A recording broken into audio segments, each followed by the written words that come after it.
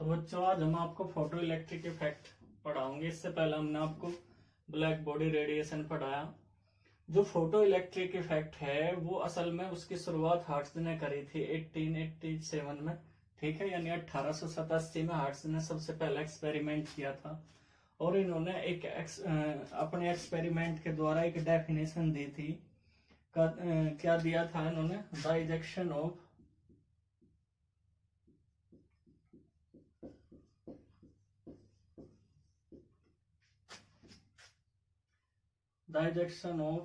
the electron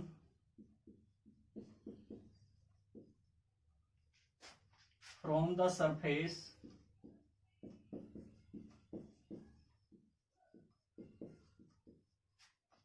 of the metal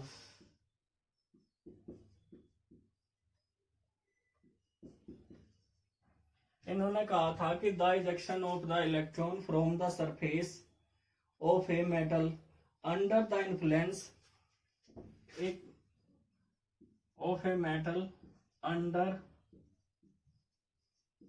the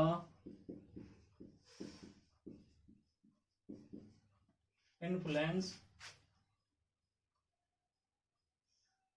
of striking photons।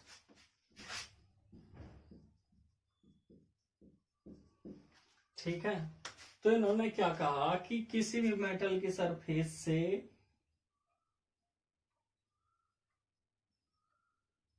अगर आपको क्या निकालने, इलेक्ट्रॉन्स निकालने हैं, तो क्या करना पड़ेगा? अगर किसी भी मेटल में, आपको इसे पूरा डिटेल से एक्सप्लेन करूंगा इन्होंने क्या किया था। पहला आप ये देख लो, इन्होंने कहा था द इजेक्शन का मतलब होता है बाहर निकलना, of the electron from the surface of a metal under the influence का मतलब होता है प्रभाव ऑफ स्ट्राइकिंग फोटॉन्स। ठीक है, यानी कि जब लाइट मेटल के सरफेस पे पड़ेगी तो उसमें से क्या इजेक्ट होंगे? इलेक्ट्रॉन इजेक्ट होंगे। सबसे पहले हार्ट्ज ने एक्सप्लेन करा था। ये तब की बात है जब इलेक्ट्रोमैग्नेटिक वेव थ्योरी आई थी, उसके बाद इन्होंने एक्सप्लेन करा। और इन्होंने अपना जो एक्सप्लेनेशन था वो किस तरीके से किया वो हम आपको अभी समझा रहे हैं।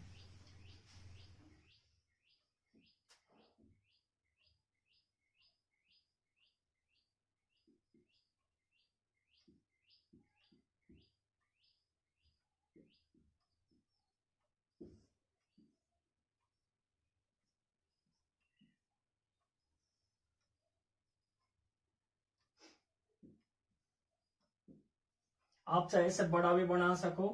ये क्या है यहाँ पे? नेगेटिव चार्ज, तो ये कैथोड होगा। ठीक है, ये पॉजिटिव चार्ज है तो ये एनोड होगा। दो इलेक्ट्रोड इन्होंने यूज करे और यहाँ पे बैटरी लगा दी। आप इसे थोड़ा सा छोटा बड़ा भी दिखा सकें। ठीक है, और ये क्या है? मेटल। या सभी बच्चों को दिख रहा है ना, ये मेटल है। ठीक, एज ए कैथोड और एज ए एनोड जो यूज करी जा रही है, ये लाइट की स्ट्राइकिंग करी जा रही है। ये लाइट है बच्चों। यहाँ पहले मैं एक बार इसे बना लूं। इसे आप डिटेक्टर भी कह सको।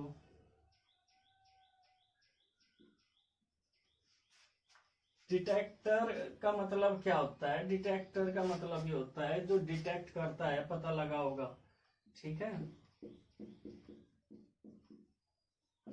क्या जो पता लगा होगा कि इलेक्ट्रॉन आ रहे या नहीं आ रहे, वो किस तरीके से होगा हम अभी आपको बता देंगे।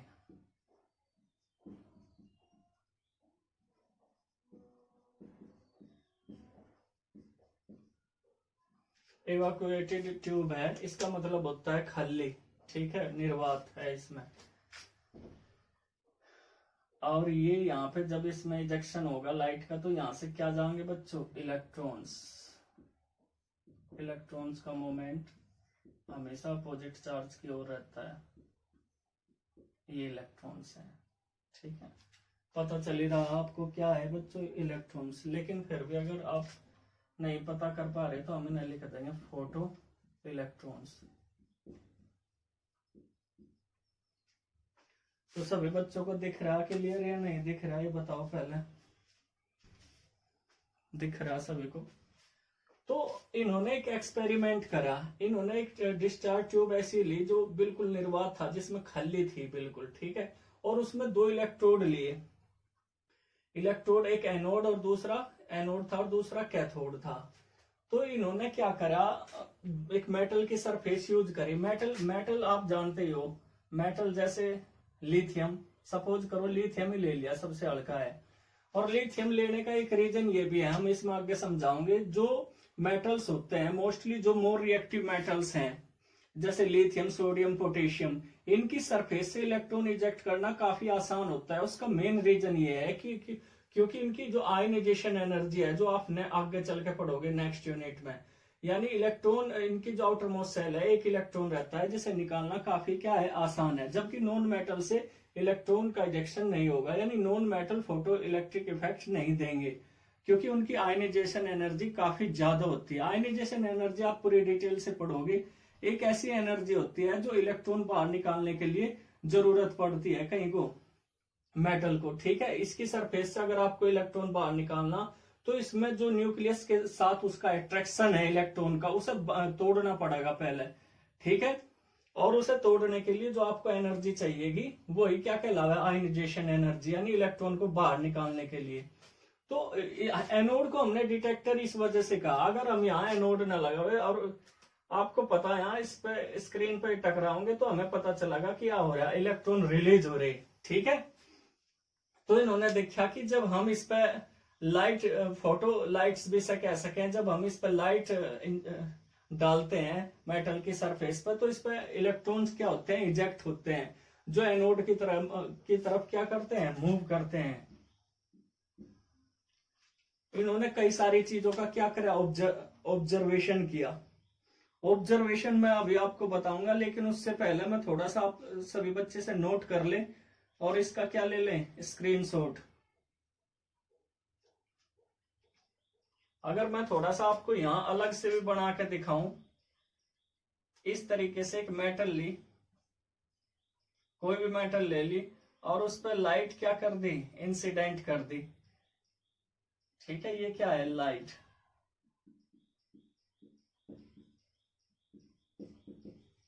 Of light,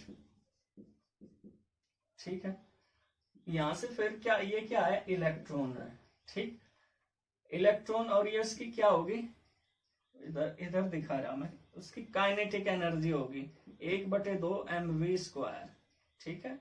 kinetic energy of electrons, या एनर्जी ऑफ इलेक्ट्रॉन्स भी कह सकें, कि जैसे ही आप इस पर लाइट डालोगे तो इलेक्ट्रॉन निकल के क्या चला जाएगा, बाहर चला जाएगा।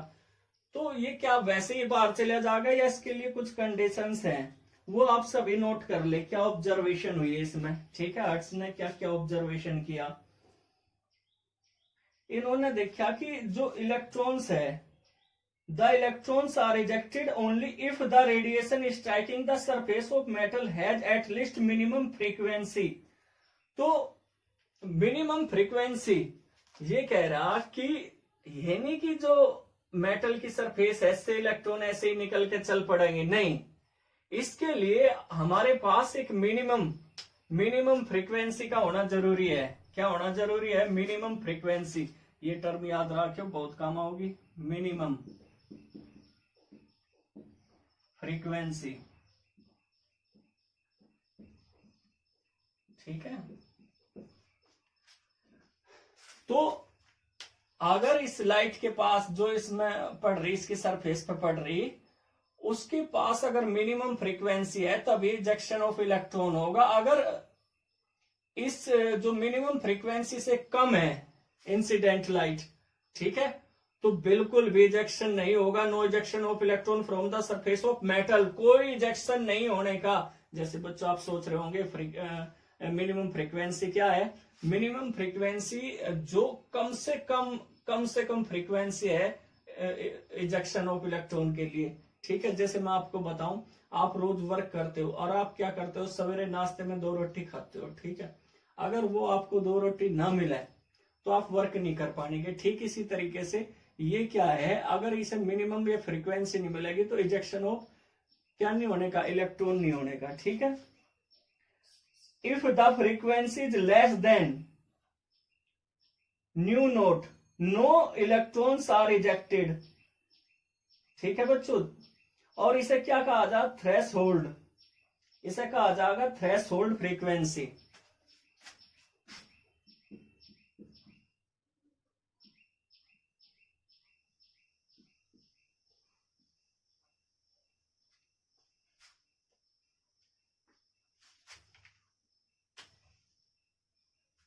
क्या कहा जाएगा इसे, थ्रेशोल्ड फ्रीक्वेंसी, हिंदी में से कहा जा दहलीज, थ्रेशोल्ड फ्रीक्वेंसी। ठीक है, सभी बच्चों को दिख रहा, मैं कोशिश करता हूं साइड में रहने की।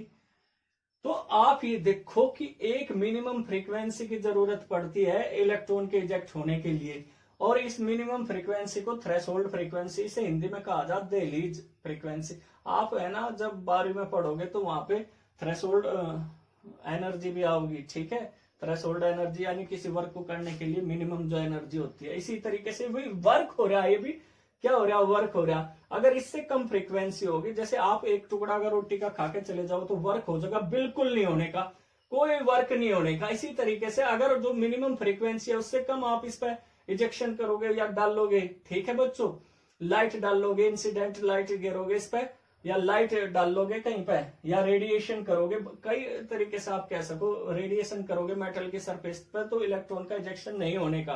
क्यों नहीं होने का, क्योंकि जो इलेक्ट्रॉन भी है ना, ये तो है न्यूक्लियस, अगर आप यहां से निकाल रहे हैं तो ये भी तो बाइंड है आपस में फोर्स के द्वारा, उसे तोड़ने के लिए एक मिनिमम फोर्स की तो जरूरत पड़ेगी। ठीक है, जब तक ये बॉन्ड नहीं इसका ब्रेक होने का, तब तक ये इलेक्ट्रॉन अपनी सरफेस छोड़ के बिल्कुल नहीं जाने का। ठीक है, तो इसके लिए क्या चाहिए, एक मिनिमम फ्रीक्वेंसी चाहिए, और जिसे क्या कहा जाए, थ्रेशोल्ड फ्रीक्वेंसी।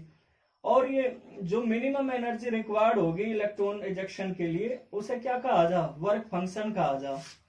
तो मिनिमम एनर्जी रिक्वायर्ड है जो, यहीं पे लिख दूं,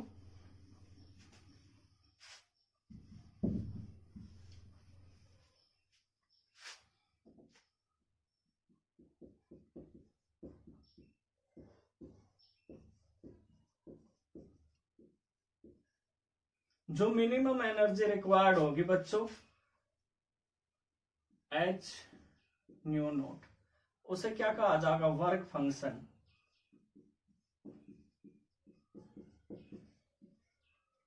ये भी याद रखियो, और इसे डब्ल्यू नोट से रिप्रेजेंट किया जा, कहीं से डब्ल्यू नोट से। तो अभी अभी हमने बताया मिनिमम फ्रीक्वेंसी,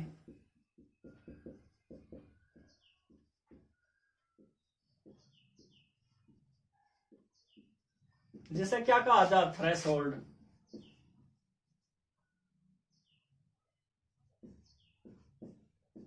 फ्रीक्वेंसी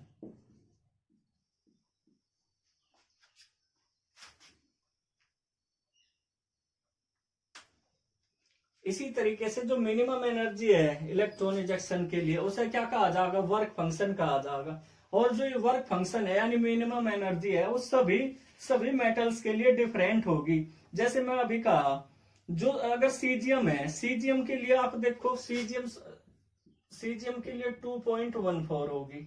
ठीक है, क्योंकि जो सीजियम है वो मेटल होता है, और उसका साइज पोटेशियम के लिए कितनी है, 2.24। ऐसा क्यों है, ऐसा इस वजह से है, सॉरी, सीजियम का जो साइज होता है वो सबसे बड़ा होता है, सॉरी। ठीक है बच्चों, सीजियम का साइज क्या होगा, सबसे बड़ा होगा। फिर उससे छोटा किसका होता है, पोटेशियम का, और उससे भी छोटा किसका होगा, सोडियम का। और लिथियम के लिए तो ये काफी बढ़ जाएगी, लिथियम का साइज क्या होगा, लिथियम 2.42 हो जाएगी। ये जो वर्क फंक्शन की वैल्यू है, इसका रीजन देखो भाई, जो सीजियम है, सीजियम का साइज अगर काफी बड़ा है तो न्यूक्लियस से इलेक्ट्रॉन की दूरी क्या होगी, काफी ज्यादा होगी। तो उसे निकालने के लिए कम एनर्जी, कम आयनाइजेशन एनर्जी की जरूरत पड़ेगी, इजिली निकल जाएगा। लेकिन जैसे जैसे इलेक्ट्रॉन न्यूक्लियस के पास आता चला जाएगा, तो उसे निकालने के लिए ज्यादा एनर्जी की जरूरत पड़ेगी या नहीं पड़ेगी। इसलिए जो वर्क फंक्शन है उसकी वैल्यू सारी सब मेटल्स के लिए डिफरेंट होगी। सीजियम का साइज बड़ा होने की वजह से कम है, और लिथियम का साइज छोटा होने की वजह से सबसे ज्यादा है, क्योंकि इसमें अट्रैक्शन फोर्स ज्यादा रहेगी। ठीक है, तो जो मिनिमम फ्रीक्वेंसी है उसे थ्रेशोल्ड फ्रीक्वेंसी कह सकें, और जो मिनिमम एनर्जी रिक्वायर्ड होगी उसे क्या कहेंगे, इजेक्शन ऑफ इलेक्ट्रॉन के लिए वर्क फंक्शन। और वर्क फंक्शन की वैल्यू मेटल के नेचर पर डिपेंड करेगी। सेकंड जो था, इन्होंने कहा कि जो वेलोसिटी है of the electron ejected depends upon the frequency the incident radiation, या फिर इंसिडेंट लाइट भी आप कह सको, कि जो वेलोसिटी है वो डिपेंड करेगी कहीं पे बच्चों, फ्रीक्वेंसी ऑफ इंसिडेंट लाइट पे। सेकंड पॉइंट क्या है इसमें, जो वेलोसिटी है या फिर काइनेटिक एनर्जी कह लो इसके इन केस में, वो डायरेक्टली प्रोपोर्शनल होगी फ्रीक्वेंसी पे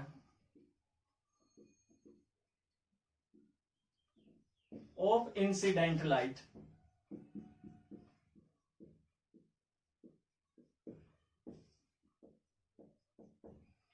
ये कह रहा कि जो वेलोसिटी या फिर काइनेटिक एनर्जी है वो डायरेक्टली प्रोपोर्शनल होगी कहीं के फ्रीक्वेंसी के। ठीक है, जितनी आप ज्यादा फ्रीक्वेंसी उसे दोगे मेटल की सरफेस पर, जैसे जितनी आप ज्यादा उसे क्या करोगे फ्रीक्वेंसी, ऐसे ही उसकी क्या बढ़ेगी, काइनेटिक एनर्जी इंक्रीज करेगी इलेक्ट्रॉन की। ठीक है, तो ये याद रखियो, जो वेलोसिटी है या काइनेटिक एनर्जी है वो डायरेक्टली प्रोपोर्शनल है इंसिडेंट लाइट की फ्रीक्वेंसी के। ठीक है बच्चों, सेकंड पॉइंट ये दिया था। और जो थर्ड पॉइंट था उसमें क्या कहा कि जो इजेक्शन ऑफ इलेक्ट्रॉन है वो फ्रीक्वेंसी पे तो डिपेंड नहीं कर रहा, वो कहीं पे कर रहा है। थर्ड पॉइंट इन्होंने बताया कि जो इजेक्शन ऑफ इलेक्ट्रॉन है या फिर आप कह सको number of ejection of electrons, वो डिपेंड करेगा कहीं पे, वो डिपेंड करेगा कहीं पे बच्चों, intensity of light, intensity of radiation भी कह सको आप, लाइट भी कह सको। ठीक है, तो नंबर कितने इलेक्ट्रॉन कितने इजेक्ट हो रहे किसी मेटल की सरफेस पे से, मेटल की जो सरफेस है, या फिर ऐसे भी आप बना सको मेटल, यहां जो मेटल की सरफेस है इससे कितने इलेक्ट्रॉन का इजेक्शन हो रहा, वो डिपेंड करेगा कहीं पे इंटेंसिटी। इंटेंसिटी का मतलब होता है ब्राइटनेस। जितनी देखो एक लाइट है, एक बहुत डिम जल रही, एक बहुत ज्यादा जल रही, तो जितनी तेज ये जल रही, जितनी इसकी आप देख रहे ब्राइटनेस देख रहे, वो इंटेंसिटी होती है। तो number of ejection of electron, यानी कितने इलेक्ट्रॉन इजेक्ट हो रहे किसी मेटल की सरफेस पर, ये कहीं से डिपेंड, कहीं पर डिपेंड करेगा इंटेंसिटी ऑफ लाइट। ये थर्ड पॉइंट था। तो हमने अब इस 3 ऑब्जर्वेशन आपको बताए। इसमें फर्स्ट क्या था कि एक मिनिमम फ्रीक्वेंसी चाहिए। ठीक है, सेकंड क्या था, सेकंड ये था कि जो काइनेटिक एनर्जी है वो डायरेक्टली प्रोपोर्शनल है कहीं के, मैं फिर भी एक बार लिख दूंगा, फर्स्ट सेकंड थर्ड, ये काफी ज्यादा बढ़िया ऑब्जर्वेशन थे। एक मिनिमम फ्रीक्वेंसी,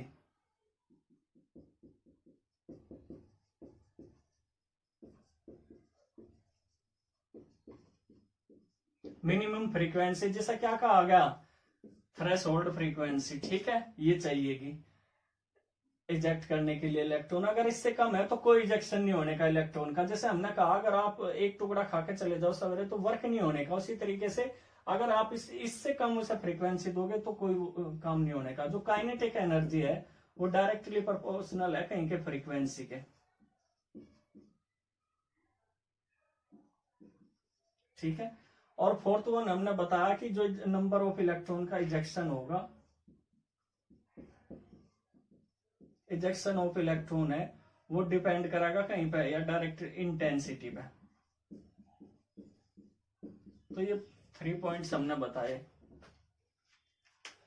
सभी बच्चे नोट कर ले। इसमें फिर क्या कमी रही थी, आप सोच रहे होंगे कि जो हमने अभी बताया हर्ट्ज के द्वारा या उनके साथी थे उनके द्वारा दिया गया, इसमें ये कमी रही कि इन्होंने कहा था कि इलेक्ट्रोमैग्नेटिक वेव थ्योरी पर ये डिपेंड कर रहा था पूरा इनका ऑब्जर्वेशन या कंक्लूजन जो भी था इनका। और उसमें क्या था, आपने पढ़ा इलेक्ट्रोमैग्नेटिक वेव थ्योरी में कि जो रेडिएशन होता है वो कंटिन्यूअसली होता है। ठीक है, इसी वजह से पूरी इसे अच्छी तरीके से डिफाइन नहीं कर पाई, इसमें यही कमी रही। ठीक है, इसी वजह से फेल कर गया था ये। आप लिखना चाहो लिख लो, the above observation can not be explain by the electromagnetic wave theory. According to this theory, since radiation are continuous, therefore it should be possible to accumulate energy on the surface of metal irrespective of its frequency, and thus radiation of all frequencies should be able to eject electrons. तो जैसे हमने कहा कि जो energy है वो लगातार बढ़ रही है, अगर जो एनर्जी जो लगातार बढ़ेगी तो वो मेटल की सरफेस पर क्या हो जाएगी, एक्युमुलेट हो जाएगी, जमा हो जाएगी, ठीक है। इसी वजह से उसमें लगातार क्या होगा, इजेक्शन होता चला जाएगा। तो पूरी मतलब एक्सप्लेनेशन नहीं हो पाया अच्छी तरीके से, तो फिर 1905 में आइंस्टीन ने से एक्सप्लेन करा। 1905 में किसने एक्सप्लेन करा बच्चों से, आइंस्टीन ने।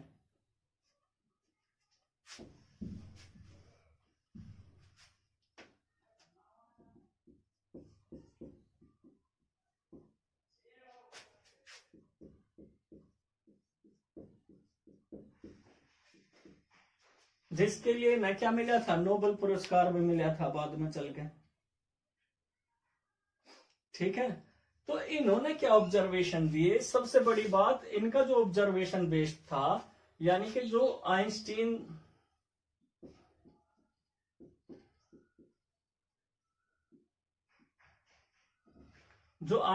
का ऑब्जर्वेशन था 1905 का, वो काफी प्लांक्स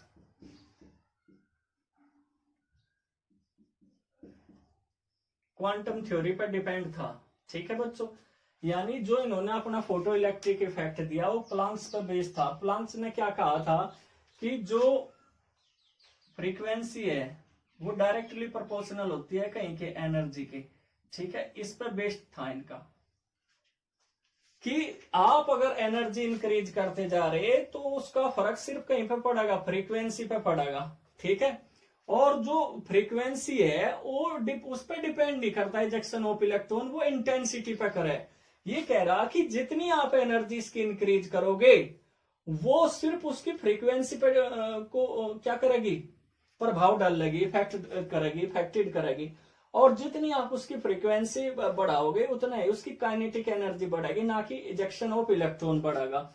तो आइंस्टीन ने क्या ऑब्जर्वेशन करे, आप आइंस्टीन के ऑब्जर्वेशन देख लो। सबसे पहला तो सेम था वही कि किसी की मेटल की सरफेस से जो इलेक्ट्रॉन है वो तब तक नहीं निकल सकते जब तक कि इस पे क्या नहीं होगी, इसमें क्या ना हो, मिनिमम फ्रीक्वेंसी ना हो।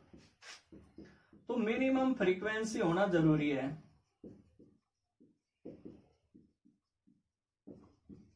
ठीक है, वी नोट।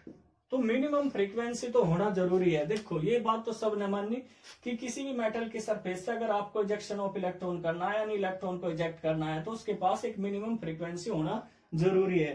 तो पहला इन्होंने यही दिया, अपना जो ऑब्जर्वेशन था या फिर इनका जो कंक्लूजन था वो यही था, photo electrons are ejected only when the incident light has a certain minimum frequency, ठीक है।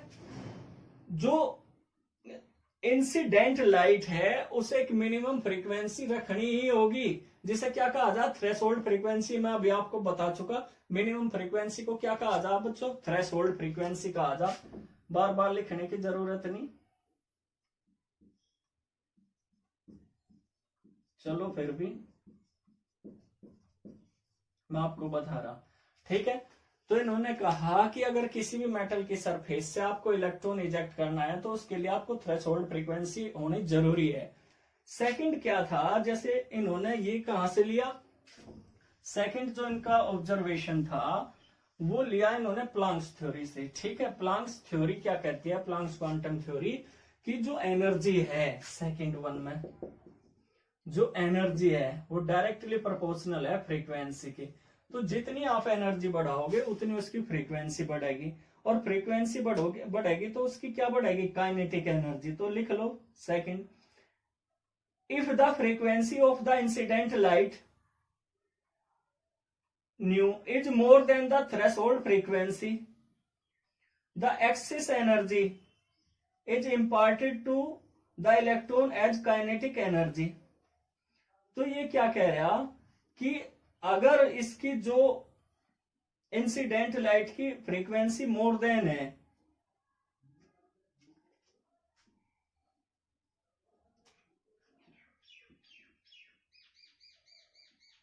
एच न्यू से, ठीक है। तो हम इसमें क्या लिख सके हैं, काइनेटिक एनर्जी ऑफ इजेक्टेड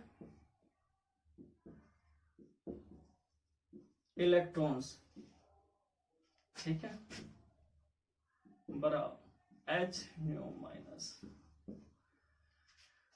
तो देखो भाई अंतर डिफरेंस तो आपको जब भी पता चलेगा, अगर हम उसे ज्यादा एनर्जी दे रहे, हमने बताया जितनी उसकी एनर्जी बढ़ेगी उतनी फ्रीक्वेंसी बढ़ेगी। एच क्या है, प्लांक कांस्टेंट है यहाँ, तो ज्यादा में से हमने क्या कर दिया, कम को घटा दिया देखने के लिए, ठीक है। ये क्या है, kinetic energy.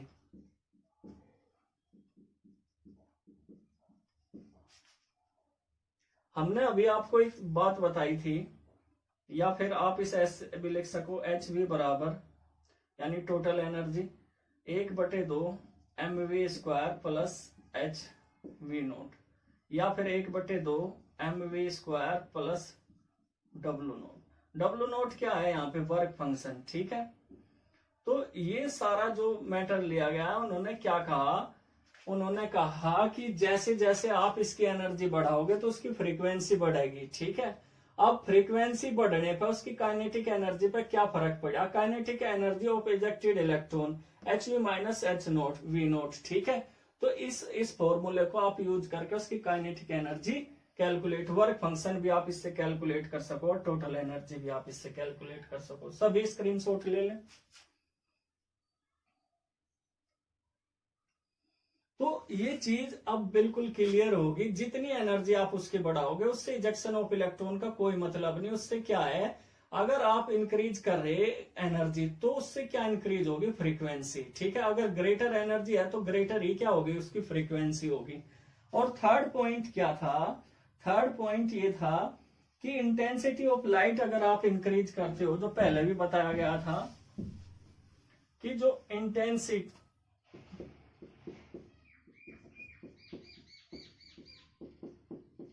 Intensity of light क्या करते हो आप, अगर बढ़ाते हो, इंक्रीज करते हो, तो नंबर ऑफ इजेक्शन इलेक्ट्रॉन्स भी इंक्रीज होंगे। ये थर्ड पॉइंट था उसका। अगर इंटेंसिटी आप बढ़ाते हो, इंटेंसिटी का मतलब मैं बार बार कह रहा, ब्राइटनेस एक डिम होता है, जैसे आप टीवी में भी कलर देखते होंगे, धुंधले से कलर आ रहे, ठीक है, और एक बहुत चमकीला सा कलर है। तो ये कह रही कि जितनी ब्राइटनेस बढ़ाएगी इतने नंबर ऑफ इजेक्टेड इलेक्ट्रॉन बढ़ेंगे। तो जो नंबर ऑफ इजेक्टेड इलेक्ट्रॉन्स हैं वो डिपेंड करेंगे इंटेंसिटी ऑफ लाइट पे। तो ये 3 व्यू थे उनके, ठीक है, सभी बच्चे नोट कर ले। यहाँ एक चीज और आप याद रखियो बच्चों, ये नोट कर लियो एक प्रकार से, 1 electron volt is equal to क्या होता है, चार्ज ऑन इलेक्ट्रॉन, ठीक है, इनटू बी।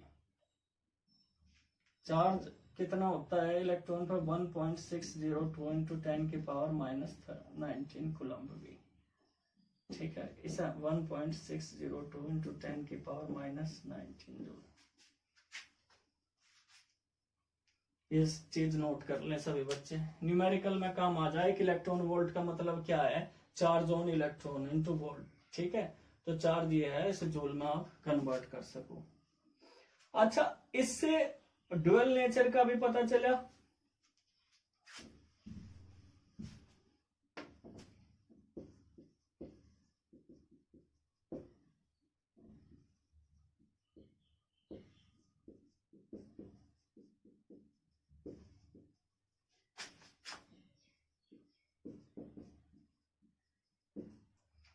जो इलेक्ट्रोमैग्नेटिक वेव थी इसके ड्यूअल नेचर का इससे पता चला। इसका एक्सप्लेनेशन हालांकि डे ब्रोगलिन आप पढ़ोगे आगे चल के।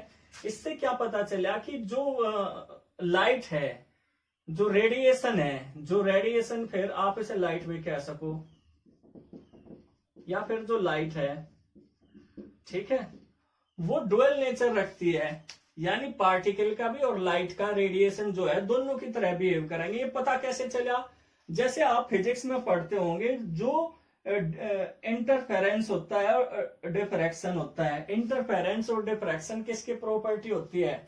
इंटरफेरेंस बताओ बच्चों, और डिफ्रैक्शन किसकी प्रॉपर्टी हो? वेव की। जबकि जो ब्लैक बॉडी रेडिएशन और फोटो इलेक्ट्रिक इफेक्ट है ये पार्टिकल की प्रॉपर्टी होती है। तो जो लाइट है, रेडिएशन है, वो ड्वेल नेचर रिप्रेजेंट करता है। इससे ये बात भी क्लियर होगी ब्लैक बॉडी रेडिएशन और फोटो इलेक्ट्रिक इफेक्ट से कि डिफ्रैक्शन और इंटरफेरेंस के साथ साथ इसमें क्या होगा? ब्लैक बॉडी रेडिएशन और फोटो इलेक्ट्रिक इफेक्ट, यानी ये जो वेव है वो दोनों तरीके से बिहेव करेगी, वेव की तरह भी और पार्टिकल की तरह भी। ठीक है, जिसे आगे चल के किसने एक्सप्लेन किया था?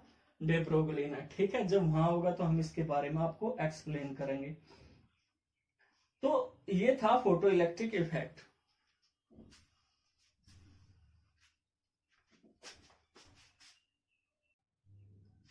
तो बच्चों एक ग्राफ भी देख लो आप। ये ग्राफ जो है काइनेटिक एनर्जी और फोटो इलेक्ट्रॉन्स है और फ्रीक्वेंसी। आप ये देखो, जब हमने कहा अगर उसके पास मिनिमम फ्रीक्वेंसी है वी नोट, ठीक है, तो उसमें क्या होगा बच्चों? अगर फ्रीक्वेंसी है तो उसमें क्या होगा? इजेक्शन ऑफ इलेक्ट्रॉन्स होंगे, यानी इलेक्ट्रॉन्स तो इजेक्ट होंगे, साथ ही उसकी जो काइनेटिक एनर्जी है वो इंक्रीज होगी। यानी जो काइनेटिक एनर्जी है वो डिपेंड कर रही है सिर्फ और सिर्फ कहीं पे? फ्रीक्वेंसी पे। ये सारी बातें किसने हमें बताई? ये सारी बातें हमें किसने बताई? आइंस्टीन ने। उन्होंने कहा कि जो फ्रीक्वेंसी है उसी पर डिपेंड करेगी काइनेटिक एनर्जी।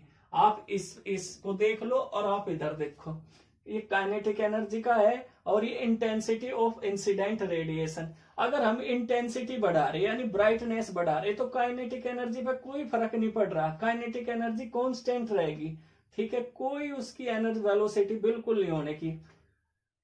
फ्रीक्वेंसी क्योंकि हमने यहाँ क्या कर ली? कांस्टेंट कर लिया, और यहाँ पे फ्रीक्वेंसी है मिनिमम फ्रीक्वेंसी से आगे बढ़कर जितनी हम फ्रीक्वेंसी उसकी इंक्रीज कर रहे हैं तो काइनेटिक एनर्जी क्या हो रही है? इंक्रीज हो रही। लेकिन अगर हम फ्रीक्वेंसी कांस्टेंट कर ले तो कोई चेंज काइनेटिक एनर्जी में नहीं होगा। तो ये चीज आप नोट कर लो कि जो एनर्जी हम इंक्रीज करेंगे फ्रीक्वेंसी बढ़ेगी, फ्रीक्वेंसी बढ़ेगी तो काइनेटिक एनर्जी बढ़ेगी। लेकिन इंटेंसिटी, इंटेंसिटी यानी ब्राइटनेस अगर आप बढ़ाओगे तो इससे सिर्फ एक चीज का फर्क पड़ता है कि इलेक्ट्रॉन्स ज्यादा इजेक्ट होने लगे on the surface of metal. इससे काइनेटिक एनर्जी पे कोई इफेक्ट नहीं पड़ेगा। ठीक है, और ये किसके द्वारा दिया गया बाद में बच्चों? आइंस्टीन के द्वारा।